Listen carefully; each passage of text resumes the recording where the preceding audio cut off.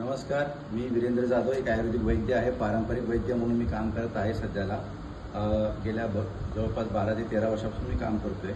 आणि ॲक्च्युली जर म्हणायला गेलं तर आम्हाला त्या गोष्टी पारंपरिक वैद्य म्हणून एक प्रमाणपत्र आम्हाला जे आम्ही प्रयत्न करत होतो गेल्या कित्येक वर्षापासून आम्हाला त्या गोष्टी कधी मिळाल्याच नाही आम्हाला. आणि भारत सरकारमध्ये सेंट्रल गव्हर्नमेंट ऑफ इंडियाच्या अंतर्गत जी स्कीम चालू झाली 2017 साली, त्या गोष्टी ज्या गोष्टी जेव्हा मिळाल्या की म्हणजे आम्हाला हे समजलं की आम्हाला प्रमाणपत्र मिळू शकतं आहे. आम्ही जे घरगुती जे औषध तयार करतो आणि जे काही पेशंटला आम्ही देत असतो, नॉर्मली गुडघेदुखी, मूळव्याध, मुतखड्यासाठी आणि मासिक पाळीसाठी आम्ही औषध देत असतो. याच्या वैयक्तिक आमच्याकडे काहीच नाही आहे. तुम्ही आमच्याकडे औषध देऊ शकता. या पद्धतीचे आम्ही पावडरमधून डब्यामध्ये तयार करून औषध देत असतो. कमी दरामध्येच आहे, असं जास्त प्रमाणामध्ये असं औषध नाही आहे. राहिली गोष्ट, आम्ही गावागावामध्ये शिबिर घेत असतो. माझ्या इथं आम्ही कुठल्याही प्रकारची OPD चालवत नाही, कुठल्याही प्रकारचं क्लिनिक नाही आहे. लोकांचा हा एक गैरसमज आहे की आम्ही ह्या गोष्टी चालवतो आहे. राहिली गोष्ट, आम्ही ज्या गोष्टी करतो आहे तर त्यासाठी माझ्याकडे सर्टिफिकेट आहे जे व्हॅलिड आहे. आणि सेंट्रल गव्हर्नमेंट ऑफ इंडिया पारंपरिक वैद्य म्हणून आम्ही हे सर्टिफिकेट काढलेलं आहे. तुम्ही बघू शकता, याच्यामध्ये माझं सगळं नाव, नंबर, सगळं मोबाईल नंबर्स येत आहे. आणि पारंपरिक वैद्य म्हणून आपल्या गोष्टी इथं दिलेल्या आहेत. आणि दुसरी गोष्ट म्हटलं तर आपल्या भारत देशामध्ये जी लोकसभा आहे त्या लोकसभेच्या अंतर्गत आम्हाला जिथून आम्हाला परमिशन मिळाली आहे. आता तुम्ही इथं बघू शकता, इथं काय दिलेलं आहे. मी तुम्हाला थोडं जरा वाचून सांगतो. पहिले, government of India ministry of Ayush Lok Sabha. म्हणजे मी सांगायचं तात्पर्य हे करतोय की आम्हाला लोकसभेमधून सुद्धा आम्हाला परमिशन दिलेली आहे की आम्ही लिगली आहे. राहिली गोष्ट, जर आमच्या डॉक्युमेंट्सला कोणी कुठल्याही पद्धतीला कुठल्याही वेबसाईटला जाऊन आम्ही जे वेबसाईट त्यांना दाखवतोय त्या गोष्टीला जर त्यांनी चेक केलं तर त्यांना हे कळेल की ॲक्च्युली आम्ही लिगली आहे, आम्ही अनलिगली नाही.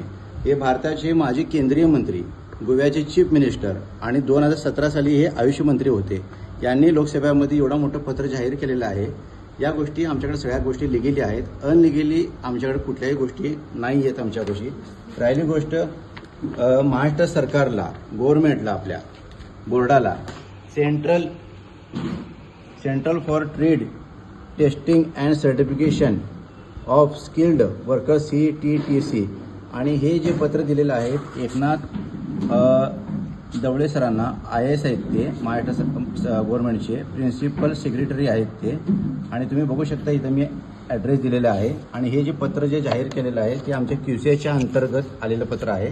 दुसरं जे पत्र महाराष्ट्र सरकारला जे गेलेलं आहे, mister Vijay Waghmare sir, principal secretary tribal development department, हेही मुंबईचे आयुष मंत्रालयाचे जे हेड ऑफिस आहे तिथं हे पत्र जाहीर झालेले आहे.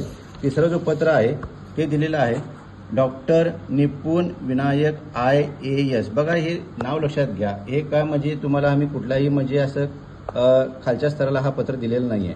QCIचा जो बोर्ड आहे तो दिल्ली गव्हर्नमेंटचं बोर्ड आहे, सेंट्रल गव्हर्नमेंट ऑफ इंडियाचं बोर्ड आहे. भारत सरकारने त्याला मान्यता दिलेली आहे. 2017 साली त्याला मान्यता मिळालेली आहे. आणि तुम्ही बघू शकता मुंबईला हे पत्र जाहीर झालेलं आहे. तर जे काही मेन आपलं हेड ऑफिस आहे आयुष मंत्रालयाचं, तिथे हा पत्र दिलेला आहे. दुसरी गोष्ट बघा, आम्ही गावोगावी शिबिर घेत असतो. शिबिर घेत असताना आम्हाला काही अडथळे येतात. तुम्ही माझ्यापाशी व्हिडिओ दाखवा, मी तुम्हाला बोलताना ते कळेल की म्हणजे मी काय बोलतोय नक्की तुम्हाला.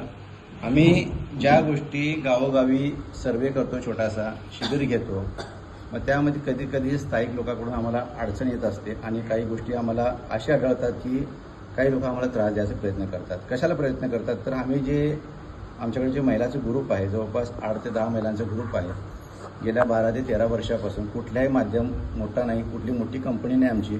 आम्ही छोट्याशा माध्यमातून काम करतोय. आम्ही लोकांना रोजगार देतोय आमच्यापाशी. आणि सर्व धर्म समान आमच्यापाशी या गोष्टी चालतात. महिलांना घेऊन मी गावोगावी जाऊन सर्वे करून छोटे छोटे शिबिर घेत असतो. मी मगाशी सांगितलं की गुडघेदुखी, मासिक पाळी, मूळव्याध आणि मुतखडा या गोष्टीवर आम्ही काम करत असतो. आणि जे काही आमच्याकडे सगळे पावडर फॉर्ममध्येच आमच्यापाशी औषध आहेत. वन औषधी उपचार केंद्र आहे माझा. आणि काही लोकांनी काय केलं याला की लय मोठ्या ह्याच्यामध्ये आम्हाला नावाला आमच्या बदनाम केलेलं आहे. गेल्या रविवारी जी तारीख होती 10/8/2025 रोजी आम्ही एक शिबिर घेतलं होतं वडाळ्यामध्ये. त्या वडाळ्यामध्ये शिबिर झालं आमचं होत होतं. मग त्यामध्ये काय झालं, डॉक्टर ज्ञानेश्वर लांडगे आणि चंद्रकांत आयगोळे MBBS सर आणि हे डॉक्टर लांडगे आम्हाला सांगितलं की ते आरोग्य अधिकारी आहेत. मग ते आमच्या शिबिरामध्ये आले स्थायिक लोकांना घेऊन, तिथल्या गावातल्या काही लोकांना घेऊन, आणि आमचं शिबिर त्यांनी बंद केलं आणि तिथले उपसरपंच साहेबाला घेऊन आले, बाकीच्या म्हणजे काही लोकांना तिथं घेऊन येऊन तिथं आमचं शिबिर बंद केलं. आमच्या महिलावरती अत्याचार केला म्हणजे काय केला, अशब्द बोलले, चुकीच्या शब्दाचा वापर त्यांनी केलेला आहे, शिवीगाळ केलेला आहे. माझे जे सहकारी जे माझे मित्र आहेत कलीम शेख यांनाही त्यांनी शिवीगाळ केलेला आहे, त्यांना दमदाटी दिली की तुम्हाला आम्ही मारू, तुम्हाला इथून जाऊ देणार नाही. आणि त्या दिवशी कसं आहे, माझ्या घरापाशी थोड्या अडचण असल्यामुळे मी त्या दिवशी शिबिरला गेलो नव्हतो, आणि जसं मला कळालं त्या दिवशी मी शिबिरला माझे सहकारी मित्र आहेत माझे बाप्पा म्हणून आम्ही त्या शिबिराला गेलो, व्हिजिट दिलो. डॉक्टर लांडगे सरला आमचे सगळे डॉक्युमेंट्स आम्ही दाखवले. मग ते डॉक्टर जे लांडगे आहेत ज्ञानेश्वर लांडगे, हे डॉक्युमेंट्स आम्ही त्यांना दाखवत होतो, तर ते डॉक्युमेंट्स बघायला तयारच नव्हते. मी त्यांना सांगितलं की माझ्याकडे लोकसभाचं पत्र आहे, मॅसेज आहे, केंद्रीय मंत्री आहेत माझे ते गोव्याचे चीफ मिनिस्टर आहे आणि आयुष्य मंत्री आहे स्वतः, तुम्ही हे बघा तुम्ही. मग ते त्यांनी सगळ्या गोष्टी आम्हाला फ्रॉड आहे म्हणून म्हटलं, आमच्यावर FIR दाखल करतो म्हणले, आम्ही चुकीचे आहे, आम्ही चोर आहे, आम्ही गोळी औषध इंजेक्शन देतो म्हणून त्यांनी काल एक व्हिडिओ तयार केला, अपलोड केला आणि व्हायरल केला त्यांनी व्हिडिओ. काही ग्रुपवरती आलाय, काही फेसबुकवर आलेला आहे. मग मला प्रशासनाला आणि आरोग्य अधिकारी सोलापूर जिल्ह्याचे मी त्यांना हात जोडून त्यांना विनंती करतो की तुम्ही या गोष्टीची तपासणी करावी की आम्ही जर फ्रॉड आहे, आम्ही अनलिगली जर आहे, आम्ही चुकीच्या पद्धतीने जर काम करत आहोत, तर तुम्ही लिगली माझ्यावर ॲक्शन करू शकता, माझ्यावर तुम्ही कुठल्याही प्रकारचा गुन्हा दाखल करू शकता. त्या गोष्टी मी मंजूर करायला तयार आहे. पण ज्याही लोकांनी मला त्रास द्यायचा प्रयत्न केला त्यांनी मला लिहून द्यावा की ह्या सगळ्या गोष्टी फ्रॉड आहे. लिहून द्यायची ताकद कुणाचीही नाही आहे, कारण लोकसभेच्या पलीकडे या भारत देशामध्ये कोणीही जाऊ शकत नाही. तिथून आम्हाला पत्र जाहीर दिलेलं आहे. आणि ज्या दिवशी आम्ही त्या डॉक्टर लांडगे सरांना विनंती केली की सर तुम्ही आमचे डॉक्युमेंट्स बघा, तर त्यांनी आम्हाला 50,000 रुपयाची मागणी केली. तिथले जे डॉक्टर आहेत अजून एक चंद्रकांत आयगोळे सर, त्यांनी आम्हाला बाहेर बोलवून घेतलं, आणि जे ज्ञानेश्वर लांडगे सर आहेत त्यांनी आम्हाला बाहेर बोलवून घेतलं आणि आम्हाला 50,000 रुपयाची मागणी केली. मग मी त्यांना काय म्हटलं, सर तुम्हाला पैसे कशाचे द्यायचे, कुणासाठी द्यायचे पैसे? सर आम्ही जनजागृती करून छोटे छोटे आम्ही आरोग्य शिबिर घेत आहोत आणि तुम्ही आम्हाला पैसे मागता.